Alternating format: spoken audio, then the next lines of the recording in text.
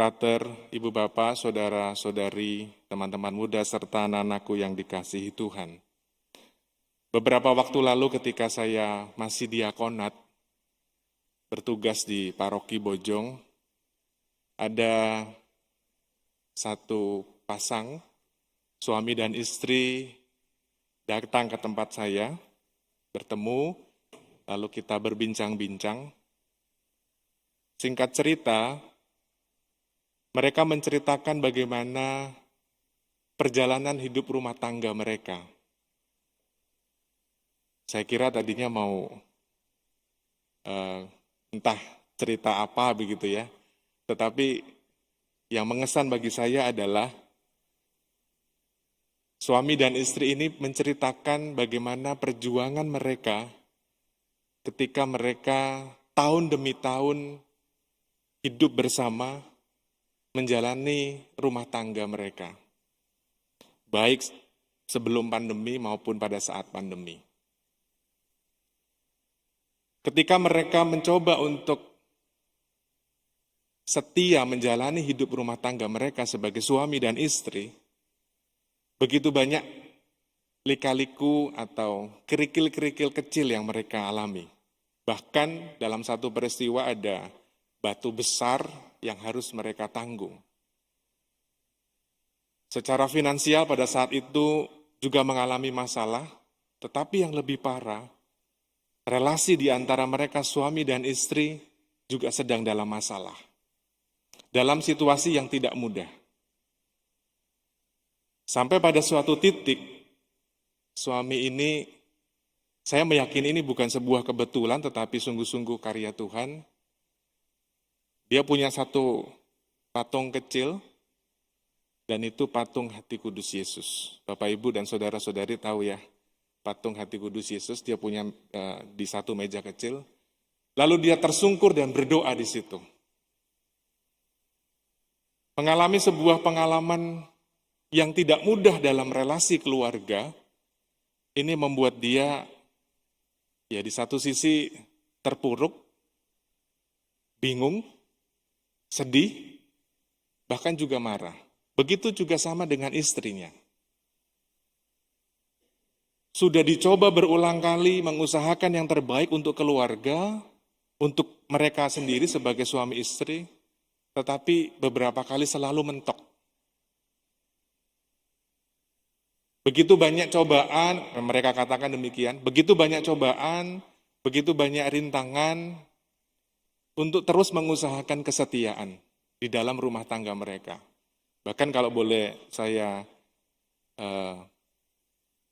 simpulkan sementara dari apa yang mereka ceritakan, bahkan mereka mengatakan perkawinan kami itu sudah sampai di ujung tanduk. Tetapi yang menarik dalam cerita mereka, ketika selalu mengusahakan yang terbaik, bukan hanya soal mengusahakan manusiawi saja, itu penting iya. Tetapi pada akhirnya Roh Kudus bekerja atas keluarga ini, pelan-pelan mulai memperbaiki cara dan hidup doa mereka. Yang tadinya berdoa sendiri-sendiri, ya karena sudah ada masalah dan lain sebagainya. Tetapi saya yakin Roh Kudus menuntun mereka pada akhirnya mereka bisa berdoa bersama-sama. Dari hal yang sederhana. Lalu mengajak anak-anak mereka juga berdoa bersama-sama. Dan berdoa mereka di hadapan satu patung kecil di meja, mereka punya meja doa kecil begitu. Patung hati kudus Yesus. Lalu mereka baca, mereka lihat satu keutamaan yang mereka coba tekuni, mereka coba hidupi, bagaimana mengusahakan yang namanya cinta dan belas kasih. Hari ini kita mendengarkan dan hari ini gereja merayakan hati kudus Yesus. Hati Yesus yang maha kudus. Kita tahu tadi dalam bacaan pertama bagaimana Allah mengikat sebuah relasi dengan bangsa Israel. Perjalanan bangsa Israel kita tahu begitu banyak riak ombaknya ya. Ada naik, ada turun. Kadang setia, kadang enggak, kadang setia, kadang enggak. Mungkin itu juga bisa jadi pengalaman hidup kita masing-masing, termasuk saya. Hari ini, wah tekun sekali kita berdoa. Besok agak malas. Besoknya lagi malas. Bangkit lagi, berdoa lagi. Begitu seterusnya.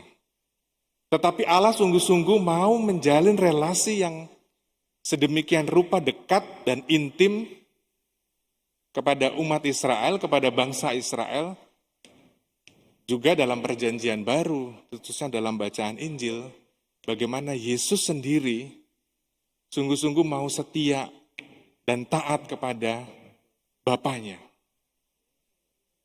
Sampai mengorbankan dirinya, sengsara, wafat. Kalau enggak karena cinta dan belas kasih,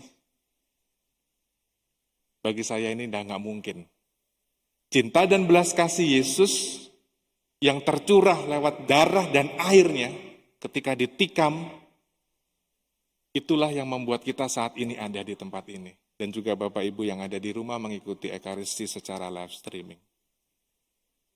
Keyakinan inilah yang mau kita bawa, yang mau kita hidupi. Cinta tanpa belas kasih, ya hanya teori dan konsep. Belas kasih tanpa cinta, yaitu hanya tipu-tipu saja. Nggak ada dasarnya. Maka keutamaan cinta dan belas kasih, meneladan dari hati Yesus yang Maha Kudus inilah, sungguh-sungguh mau kita hidupi dalam perjalanan kita, dalam hidup beriman kita. Sekarang pertanyaannya adalah, bagaimana saya, mempunyai relasi yang semakin intim dengan Tuhan Yesus? Ataukah dalam perjalanan hidup kita, Romo, akhir-akhir ini saya merasa kok hidup doa saya jadi kering ya. Ya, melakukan aktivitas kita sehari-hari di kantor, kuliah, kerja. Tetapi ya berjalan begitu saja.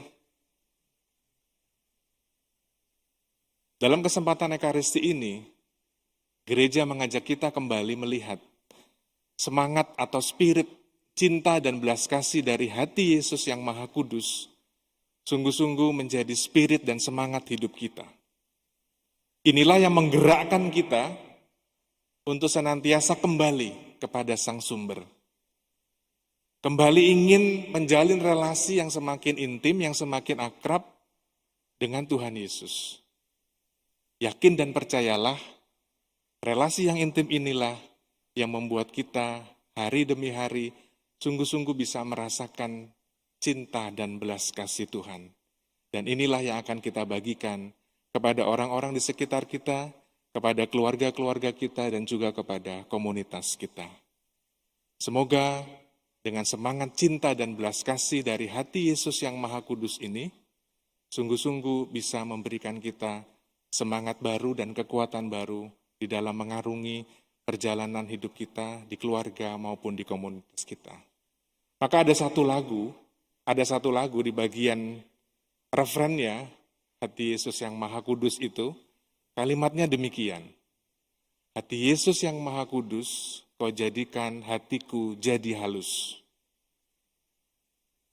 Kau hapus segala noda dosa, sehingga jalanku terbuka lurus. Kita sungguh-sungguh mau mohon kepada Tuhan Yesus yang Maha Kudus,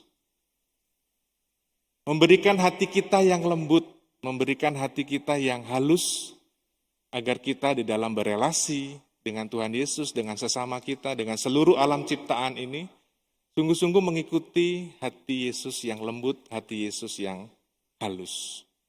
Dan itu kita mohon dalam perayaan Ekaristi pagi ini, dan semoga itu memberikan kita kegembiraan dan sukacita di dalam menjalani hidup kita sehari-hari. Tuhan Yesus memberkati.